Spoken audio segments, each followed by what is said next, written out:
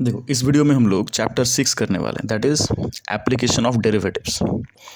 Application of derivative ये chapter अगर पुराने बुक से देख रहे हो, मतलब रिवाइज्ड सिलेबस के पहले का, तो तुम्हें वहाँ पर 5-6 एक्सरसाइज दिखेंगे। लेकिन नया सिलेबस में जो कि रिड्यूस्ड या रिवाइज्ड सिलेबस है, उसमें तुमको इसके 3 सेक्शंस दिखेंगे। तो अभी हम लोगों को वो 3 टॉपिक ही करना है इस चैप्टर के अंदर। क्या क्या है वो?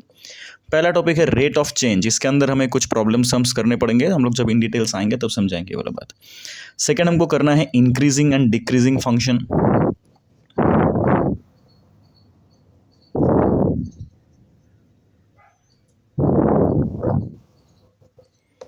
Increasing and decreasing function. Third करना है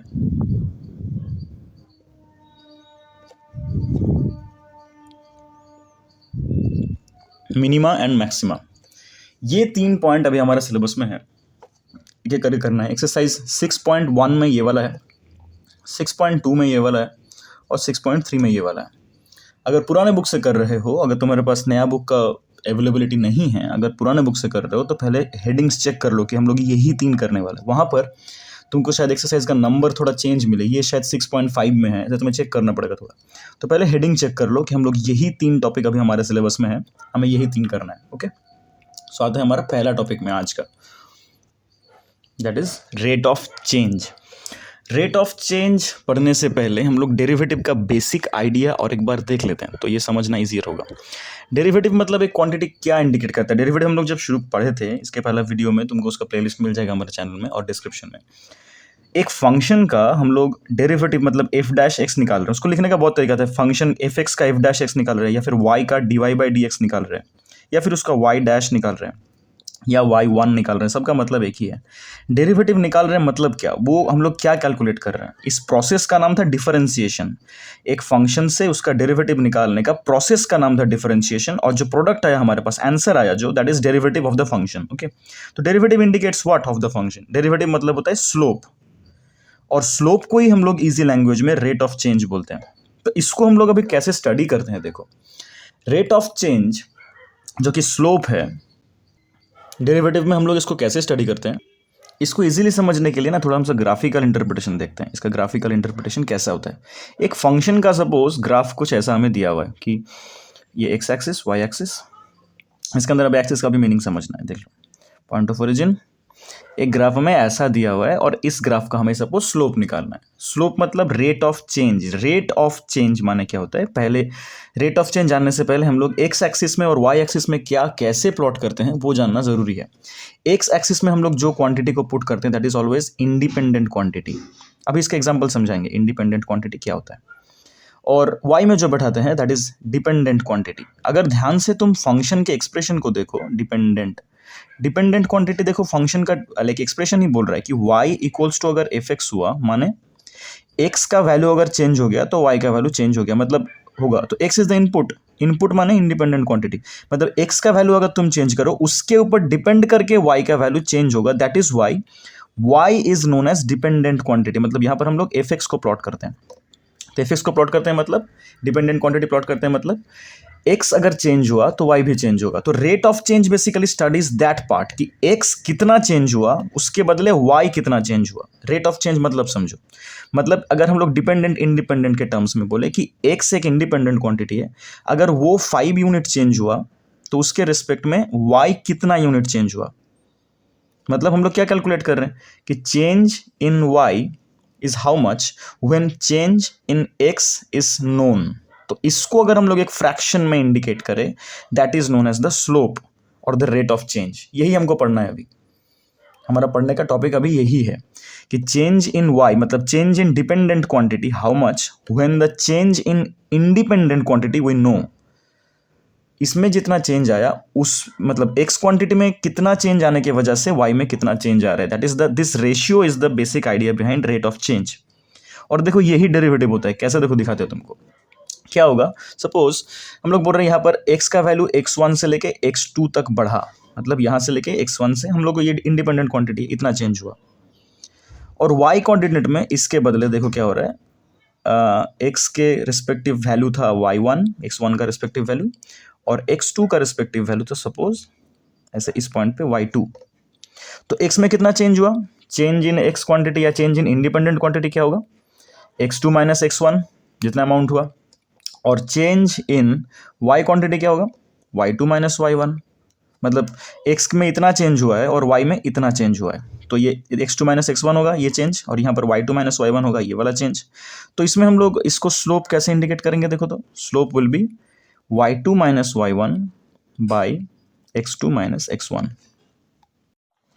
अब ये y2 minus y1 by x2 minus x1 को हम लोग लिख सकते हैं del y by del x, क्योंकि डेल मतलब होता है डिफरेंस, तो difference in y value by difference in x value. और अगर यही डिफरेंस बहुत छोटा हो गया, मतलब एकदम सपोज इसको हम लोग बहुत छोटा कर दे रहे, इस डिस्टेंस को अगर मैं h पकड़ूं, तो इसी रेशियो के आगे अगर मैं लगा दूं लिमिट h टेंस टू 0, या x होगा एक्चुअली डिफरेंस का value del x tends to 0, तो आइडिया समझो पहले।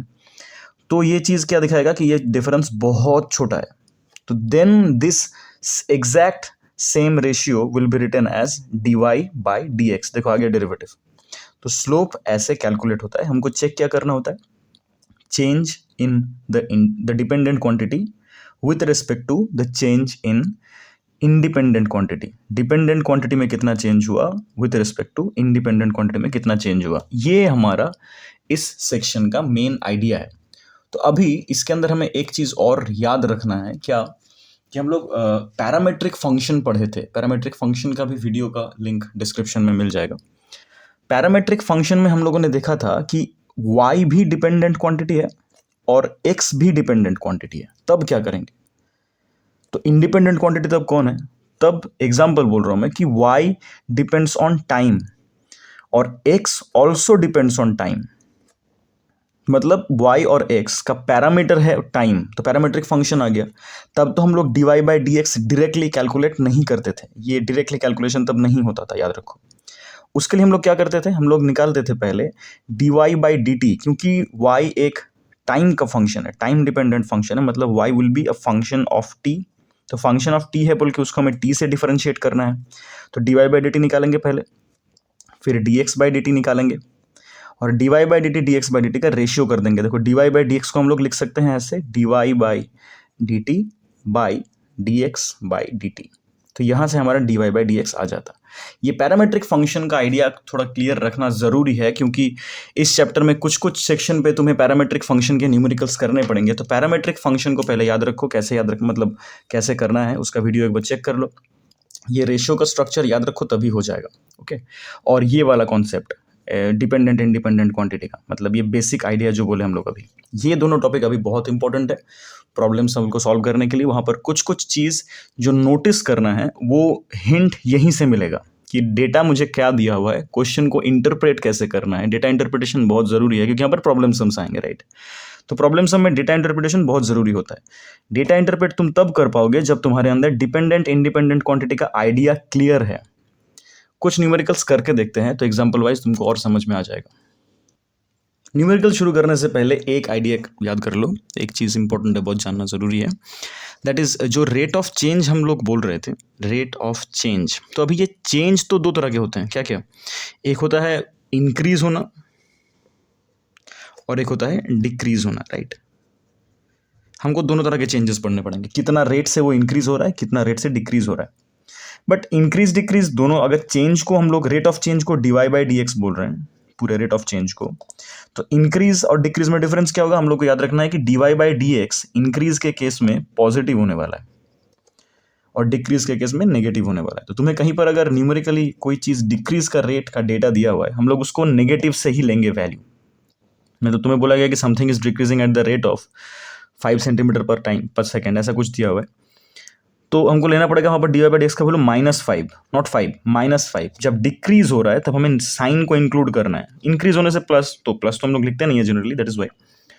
तो अभी आते हैं कुछ न्यूमेरिकल्स में। देखो ये पहला न्यूमेरिकल जहाँ पर हमें बोला गया find the rate of change, तो जब हमको यहाँ दिख रहा है कि find the rate of change बोला गया, मतलब हमको फाइंड आउट करना है क्या, dy बाई डी एक्स, ये तो देख के समझ में आ गया, ये हमको फाइंड आउट करना है।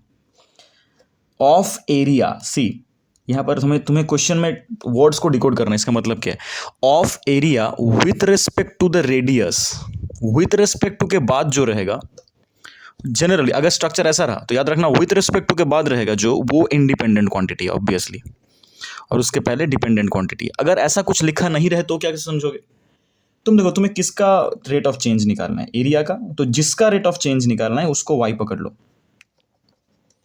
फर्स्ट थिंग, तुम्हें जिसका रेट ऑफ चेंज कैलकुलेट करना है उसको वाई पकड़। ये क्वेश्चन दिया हुआ है, find the rate of change of area, तो rate of change of area, rate of change of anything जो तुमको बोला रहेगा उसको पकड़ लो Y. Rate of change of the thing is Y.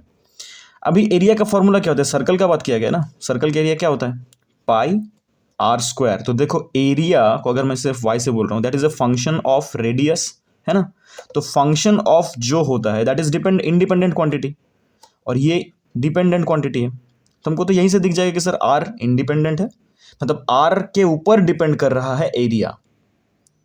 तो अगर मुझे rate of change of area निकालना है, so basically you have to find out d A by D r होगा, क्योंकि change in dependent quantity with respect to change in independent quantity. अगर question में सिर्फ बेसिक स्टेटमेंट देखे तब भी क्लियर हो जाएगा। देखो rate of change of area with respect to radius आ रहा है, तो तुमको तो हर एक न्यूमेरिकल में ना इस चीज को पहले कंस्ट्रक्ट कर लेना है कॉन्सेप्चुअली एकदम क्लियरली। अगर ये चीज ठीक से कंस्ट्रक्ट कर लिए तो मैथ का 90% सही होगा, समझे। ये वाला पार्ट तुमको पहले क्लैरिफाई करना है, किसके रिस्पेक्ट में चेंज हो रहा है, क्या चेंज हो रहा है और कौन किसका फंक्शन है। एकदम सिंपल, देखो हमको एरिया निकालने बोला, हम लोगों ने पहले चेक कर लिया भाई एरिया का फॉर्मूला क्या है। फॉर्मूला में इनपुट कौन सा है, जो इनपुट होगा वही इंडिपेंडेंट क्वांटिटी होगा, मतलब area depends on radius, right. So radius हो गया इंडिपेंडेंट, एरिया हो गया डिपेंडेंट, सिंपल सा बात है। तो अभी रेडियस तुम्हें बोला गया है कि तुम्हें d A by D r find out करना है व्हेन रेडियस इज 4 सेंटीमीटर, और डेटा गिवन है। मतलब इसको लिखने का तरीका क्या है, so basically we have to find out d A by D R when r is given as 4 centimetre, ये उसको लिखने का तरीका है। तो पहले हम लोग D A by D R निकाल लेते हैं। D A by D R क्या होगा, D D R of that quantity that is pi R square. Pi तो बाहर आ जाएगा और आर स्क्वायर का डेरिवेटिव आर के रिस्पेक्ट में 2r, तो आगे answer 2 pi R is the derivative of area with respect to radius. तो D A by D R when R equals to 4 मतलब क्या होगा, 2 पाई आर में मुझे आर की जगह पर 4 बैठा देना पड़ेगा, तो आर 2 मतलब 8 पाई। अभी इसका यूनिट भी बहुत इंपॉर्टेंट है। तुम क्या निकाल रहे हो, rate of change of area with respect to radius. Area कितना चेंज हो रहा है रेडियस के रिस्पेक्ट में, तो ये तो एरिया निकला, कितना एरिया चेंज हो रहा है, तो एरिया का यूनिट क्या होगा, सेंटीमीटर स्क्वायर। मतलब रेडियस जब 4 सेंटीमीटर था तब एरिया चेंज होने का रेट है 8 पाई सेंटीमीटर स्क्वायर। ये हो गया एकदम फर्स्ट टाइप ऑफ न्यूमेरिकल। यहाँ पर ध्यान कहाँ पर देना था, ये वाला आइडिया पे। अगर ये वाला आइडिया समझ गए तो हम लोग आते हैं अभी नेक्स्ट टाइप ऑफ न्यूमेरिकल में, थोड़ा सा इसका इन डेप्थ में। देखो ये है नेक्स्ट न्यूमेरिकल, जहाँ पर बोला गया है an edge of a variable cube is increasing at the rate of 3 centimetre per second. उसका एज इंक्रीज कर रहा है, क्यूब है, क्यूब का एज माने साइड इंक्रीज कर रहा है। मतलब अगर एक रफ डायग्राम बना लूँ मैं, वैसे डायग्राम में बहुत बुरा हूँ मैं, समथिंग लाइक दिस, बहुत ही बेहुदा हुआ।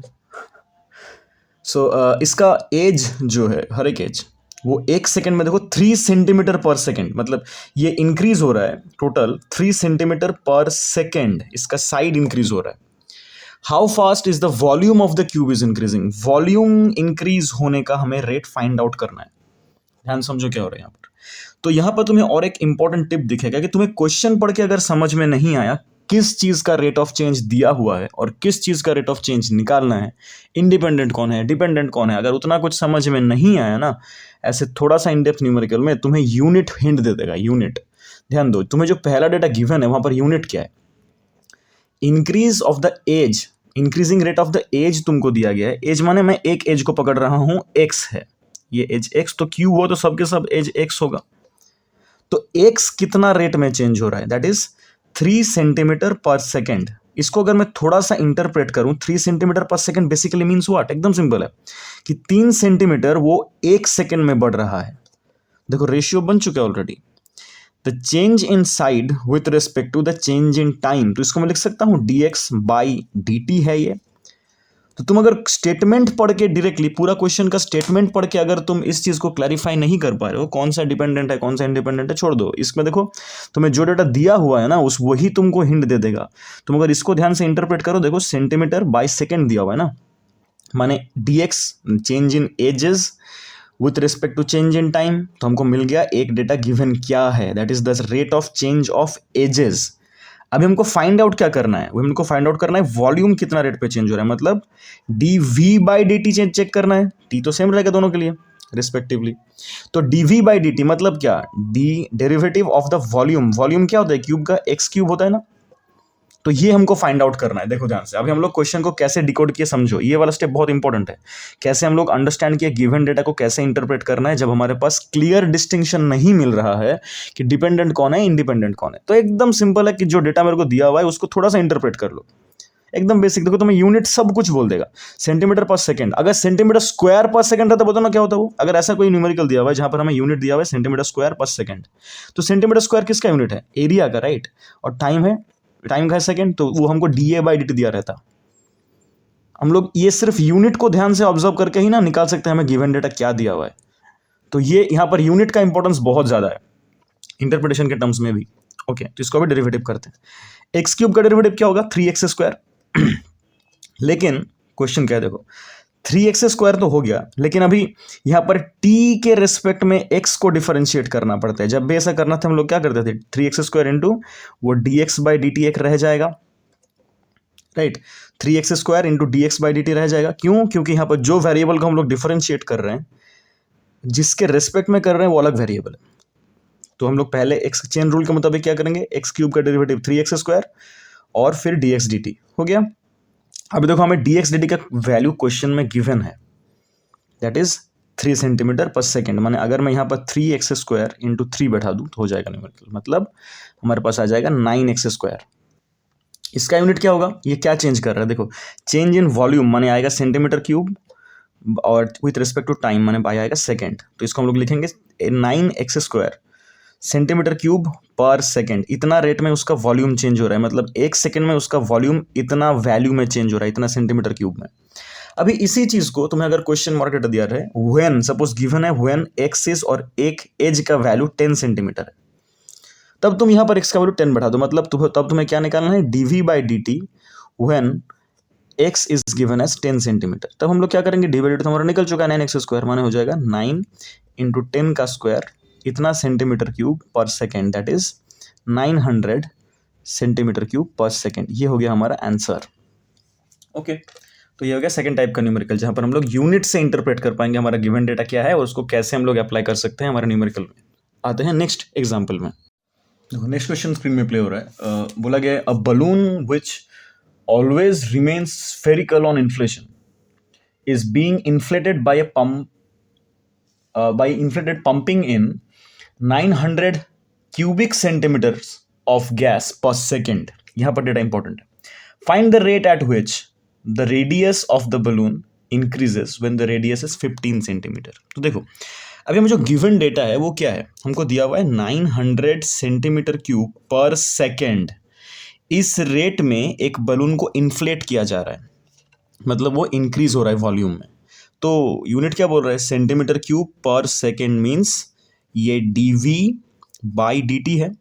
तो dv बाई dt हमको वैल्यू दिया हुआ है 900 सेंटीमीटर क्यूब पर सेकेंड, मतलब rate of change of volume with respect to time.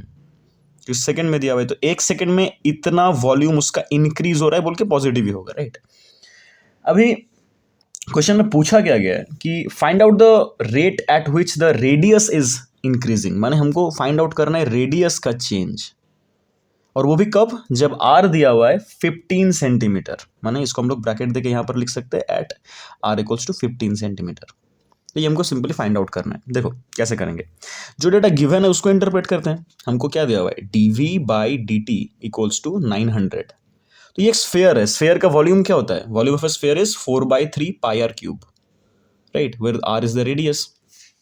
तो हम लोग इसमें dv बाई डी टी जो है उसमें v के जगह पर हम लोग v का वैल्यू ऐसे पुट कर सकते हैं, मतलब ddt of 4/3 pi r cube is equals to 900, right.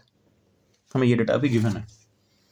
तो अगर हम लोग इसको डिफरेंशिएट करें, टी के रिस्पेक्ट में आर को डिफरेंशिएशन करें, तो पहले नॉर्मल डिफरेंशिएशन क्या होगा, ये 3 सामने आ जाएगा और वो 3 के साथ ये 3 कट आउट हो जाएगा, मतलब रहेगा 4 pi R square, 4 pi R square into R को डिफरेंशिएट कर रहे हैं टी के रिस्पेक्ट में, that is D are by D T chain rule के मुताबिक, दैट इज इक्वल्स टू 900। अभी क्वेश्चन में हमको दिया गया है कि आर का वैल्यू 15 है, तो आर की जगह 15 बैठा देते हैं, that will be 4 into pi into 15 square into d are by D t equals to 900। हमको देखो यही वाला क्वांटिटी फाइंड आउट करना है, right, D R by D T find out करना है, तो D R by D T को इधर रख के बाकी सबको उधर भेज देते हैं, that will B 900 by 4 into pi into 15 square, that will B 900 by pi को अगर हम लोग अनचेंज रखें 15 का स्क्वायर 225, 225 इंटू 4 900, तो 900 पाई, तो कटा कटे करके कितना आएगा 1 बाई पाई, और रेडियस चेंज हो रहा है माने सेंटीमीटर, टाइम के रिस्पेक्ट में पर सेकेंड, तो 1 सेकेंड में रेडियस चेंज हो रहा है 1 बाई पाई, इंक्रीज हो रहा है, पॉजिटिव है, क्योंकि वॉल्यूम इंक्रीज हुआ तो रेडियस भी इंक्रीज होगा, सिंपल सा बात है। बस ये हो गया next numerical, third type of numerical, जहाँ पर हमें वॉल्यूम दिया हुआ था, मतलब देखो हमें यहाँ पर वॉल्यूम तो डिपेंडेंट है रेडियस के ऊपर, राइट, तो वॉल्यूम मतलब हमें डिपेंडेंट क्वांटिटी का चेंज दिया गया था विद रिस्पेक्ट टू टाइम, अगर आर और वी का रिलेशन देखें तो, और हमें independent quantity that is D are by D T find out करना था, तो उसको भी हम लोग ऐसे कर सकते हैं। ओके, आते हैं नेक्स्ट टाइप ऑफ न्यूमेरिकल में। देखो नेक्स्ट न्यूमेरिकल स्क्रीन में प्ले हो रहा है question, a ladder 5 metre long is leaning against wall, the bottom of the ladder is pulled along the ground away from the wall at the rate of 2 centimeter per second. How fast is its height on the wall decreasing? How fast is its height on the wall is decreasing when the foot of the ladder is 4 meter away from the wall? इसका मतलब देखो क्या होता है कि एक दीवार है और उस दीवार पे मिट्टी के पास एक ऐसे लैडर रखा हुआ है, ऐसे ये लैडर है, और तो देखो ये सिंपल डायग्राम से क्या दिख रहा है, राइट एंगल ट्रायंगल है, एक राइट एंगल ट्रायंगल का ये वाला बेस है, ये वाला परपेंडिकुलर है, और ladder itself is the hypotenuse. Ladder का देखो हमें क्वेश्चन में लेंथ दिया हुआ है, दैट इज 5 मीटर, 5 मीटर का एक लैडर है। क्वेश्चन में बोला गया कि ना इस लैडर को अगर हम लोग ऐसे देखें कि इस लैडर को हम लोग ऐसे स्लाइड करके ऐसे कर रहे हैं, मतलब इसके बेस को दीवार से दूर कर रहे हैं, इधर कर रहे हैं, और ऐसे करते हुए इसका बेस इंक्रीज होगा। तो अगर मैं बेस को, अच्छा डायग्राम ले लेते हैं कि बेस को हम लोग एक्स पकड़ ले लेते हैं और परपेंडिकुलर को वाई पकड़ लेते हैं। ओके, सो बेस इसका देखो इंक्रीज हो रहा है, मतलब D x by D T हमको क्वेश्चन में दिया हुआ है, that is how much, that is 2 centimetre per second, ये हमें क्वेश्चन में गिवन है। तो तुम सोच के देखो, जब ये दूर की तरफ जाता रहेगा, ये बेस ऑफ द लैडर, ये तो नीचे आता रहेगा, मतलब ये इस पार्ट को अगर हम लोग दूर कर दें, नीचे वाले पार्ट को, तो ऐसे दूर होते होते वो दीवार में सट के ऐसे होगा, ऐसे मूव करता रहेगा वो। तो देखो जिस मोमेंट में उसका बेस इंक्रीज हो रहा है इस रेट में, उसका परपेंडिकुलर तो डिक्रीज होगा, माने हमको फाइंड आउट करना है d Y by D t क्या है, हमको ऑलरेडी पता है ये डिक्रीजिंग, मतलब नेगेटिव में आंसर आना चाहिए इसका, कितना रेट में डिक्रीज आएगा आंसर ये। तो ये है क्वेश्चन, एक ट्राई, तुम्हें कुछ डेटा नहीं दिया हुआ है सिवाय इसका और इसका, और एक डेटा दिया हुआ है कि जब इसका वैल्यू कितना रहेगा वो बाद में देखते हैं, पहले देखते हैं, पहले इसको समझो कि इसका अगर बेस का वैल्यू इंक्रीज हो रहा है तो नॉर्मल सेंस का बात है, कॉमन सेंस का बात है कि ये परपेंडिकुलर डिक्रीज होगा। जब देखो ये लैडर का लेंथ तो कांस्टेंट है, तो हम लोग पहले तो ये जानते हैं कि ये परपेंडिकुलर है, मतलब परपेंडिकुलर बेस और हाइपोटेनस का जो पिथागोरस थ्योरम होता है, that is x square plus y square equals to 5 का स्क्वायर यहाँ पर अप्लाई होने वाला है, राइट राइट।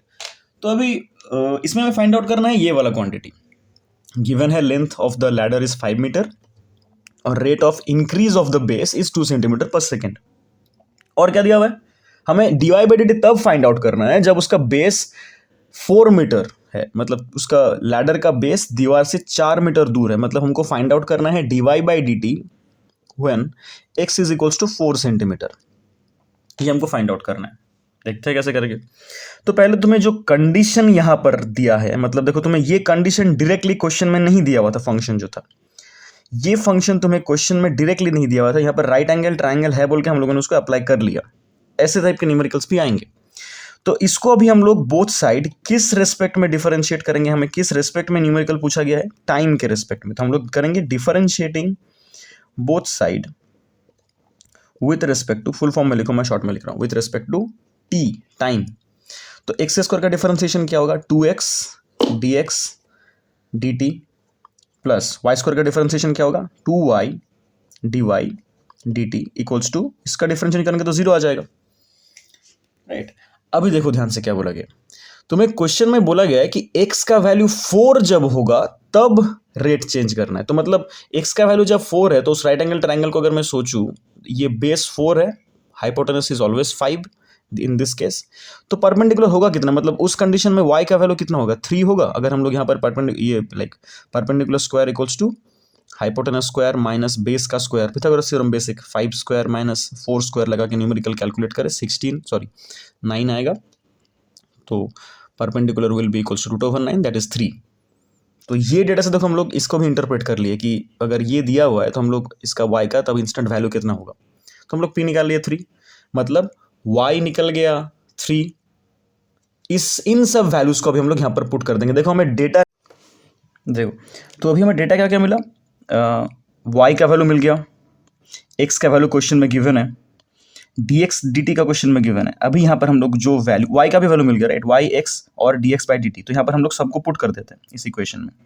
क्या क्या बनेगा, 2x माने 2 into 4 into D x D T है 2 प्लस 2y मतलब 2 इंटू वाई है 3 into d Y by D t, that is equals to 0। Simplify करेंगे तो आएगा 16 प्लस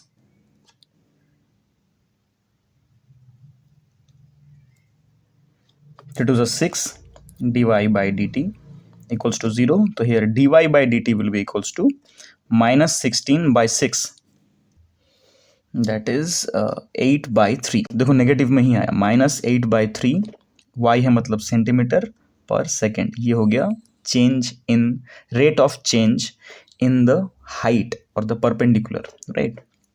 यहाँ पर नेगेटिव इंडिकेट्स व्हाट कि डिक्रीज हो रहा है। तो ये हो गया और एक टाइप का न्यूमेरिकल जहाँ पर हम लोगों ने क्या क्या इंटरप्रेट किया, ध्यान से देखो। हम लोग को क्वेश्चन में ऐसा कोई कंडीशन मतलब डायरेक्टली गिवन नहीं था जिसको हम लोग क्वेश्चन से उठा के डायरेक्टली सॉल्व करना शुरू कर दें, राइट। हमको वो इंटरप्रेट करना पड़ा क्योंकि ये राइट एंगल ट्राइंगल है, उसमें हम लोग अप्लाई किए ये वाला पिथागोरस थ्योरम। सेकंड, वही पिथागोरस थ्योरम से हम लोगों ने डेटा इंटरप्रेट किया, डेटा कैलकुलेट किया कि जब हमें बेस का वैल्यू 4 दिया हुआ है, परपेंडिकुलर कितना निकल के यहाँ पर पुट करेंगे। तो यहाँ पर दो चीज़ हम लोगों को खुद से अप्लाई करना पड़ा। ये ऐसे टाइप के भी न्यूमेरिकल्स होते हैं। ओके, आते हैं नेक्स्ट एग्जांपल में। देखो नेक्स्ट टाइप का क्वेश्चन स्क्रीन में प्ले हो रहा है। The total cost in rupees associated with the production of x unit of an item is given by, एक कॉस्ट दिया हुआ है, कॉस्ट फंक्शन बोल सकते हैं इसको हम लोग, कॉस्ट फंक्शन दिया हुआ है वेयर एक्स इज व्हाट। देखो ध्यान से इसको थोड़ा इंटरप्रेट कर, इस स्पेसिफिक न्यूमेरिकल में बहुत जन का डाउट होता है बोल के बार दिखा रहे हैं। Cost function that is a function of x माने नंबर्स ऑफ यूनिट प्रोड्यूस्ड। कोई एक मटेरियल प्रोड्यूस हो रहा है, सपोज कोई फैक्ट्री में कितना नंबर प्रोड्यूस हो रहा है उसके ऊपर उसका कॉस्ट डिपेंड करता है। जितना ज़्यादा प्रोड्यूस करेंगे उतना कम प्राइस लगता है, कॉमन आइडिया है। तो उसका एक फंक्शन है, एक फंक्शन क्या दिया हुआ है कि एक कितना नंबर ऑफ यूनिट प्रोड्यूस हो रहा है उसके मुताबिक कॉस्ट क्या हो रहा है। वो फंक्शन क्वेश्चन में गिवन है 0.007 x square minus 0.00 sorry x cube है ये वाला, x cube minus 0.003 x square plus 15x plus 4000। ये है टोटल फंक्शन जो दिया हुआ है हमको, कॉस्ट फंक्शन। हमको फाइंड आउट करना है कि फाइंड द मार्जिनल कॉस्ट। ये मार्जिनल कॉस्ट का मतलब थोड़ा समझ गए तो ये वाला क्वेश्चन बहुत हार्ड नहीं है। मार्जिनल कॉस्ट मतलब होता है technically rate of change of cost price that is CX with respect to the numbers of unit produced that is x। कितना प्रोड्यूस हो रहा है, कितना नंबर प्रोड्यूस हो रहा है कोई भी एक चीज़ फैक्ट्री में, और उसके साथ उसका पर यूनिट का कॉस्ट किस रेट से चेंज हो रहा है, that is known as marginal cost. So basically हमको फाइंड आउट करना है DC बाई DX। सिंपल सा बात है कि कॉस्ट प्राइस कितना रेट में चेंज हो रहा है एक्स के चेंज के मुताबिक, मतलब यूनिट प्रोड्यूस्ड के चेंज के मुताबिक। सो यहाँ पर एक्चुअली आइडिया मार्जिनल कॉस्ट का समझना था, बाकी प्रीवियस न्यूमेरिकल्स जैसा ही आइडिया है, DC बाई DX। हमको ये फाइंड आउट करना है, इसको हम लोग बोलेंगे मार्जिनल कॉस्ट, यही मार्जिनल कॉस्ट है DC बाई DX। इसको डिफरेंशिएट कैसे करेंगे, अच्छा देखो वहाँ पर क्वेश्चन में और एक डेटा दिया हुआ है when x is equals to 17। तो नॉर्मल डिफरेंशिएशन होगा। इस चीज़ का डिफरेंशिएशन कैसे होगा, दैट इज 0 पॉइंट, मतलब ये पूरा फंक्शन का अगर हम लोग डिफरेंशिएट कर दे, मैं डायरेक्टली डिफरेंशिएशन का वैल्यू लिख रहा हूँ, कितना आएगा, ये आएगा ऐसा कुछ 0.021 x square minus 0.006 x plus 15। यहाँ पर अभी हमें x इक्वल्स टू 17 को पुट कर देना है, मतलब 0.0021 इंटू 17 का square 289 minus 0.006 into 17 plus 15, simple सा बात है, that is equals to, total आएगा आंसर 20.97। ये हो गया आंसर, बस ये मार्जिनल कॉस्ट है, सिंपल सा बात है। तो अभी इस चैप्टर में हम लोगों ने क्या क्या देखा है, एक बार थोड़ा सा रिकॉल कर लेते हैं कि रेट ऑफ चेंज क्या है, रेट ऑफ चेंज को हम लोग कैसे इंटरप्रेट करें यूजिंग द यूनिट्स।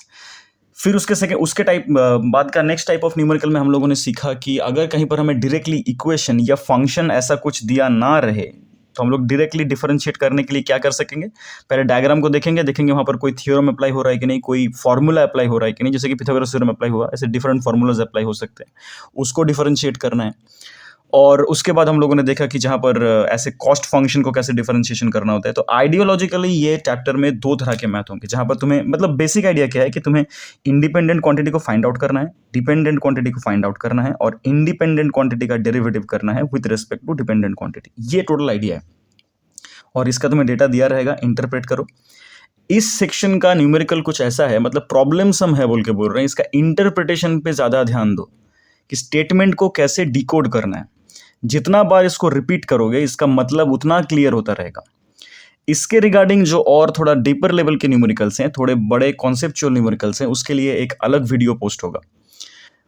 तब तक ये वीडियो इसका बेसिक्स के बारे में, इसको रीडू करो, एनसीईआरटी के न्यूमेरिकल्स करो, कोई रेफरेंस बुक कर रहे हो तो उसको करो, एग्जाम्पलर करो, varieties of type of numericals को डील करो, तो तुम्हें दिख जाएगा कि क्या इंडिपेंडेंट क्वांटिटी है, क्या डिपेंडेंट क्वांटिटी है, कैसे डिकोड करना है, उनसे सॉल्यूशन का हेल्प ले सकते हो। बट ये प्रॉब्लम सम बोर्ड में एकदम मैंडेटरीली आता है, तो इसको ध्यान से प्रैक्टिस करो। ये वीडियो यहीं तक। जय श्री राम मित्रों, हर हर महादेव।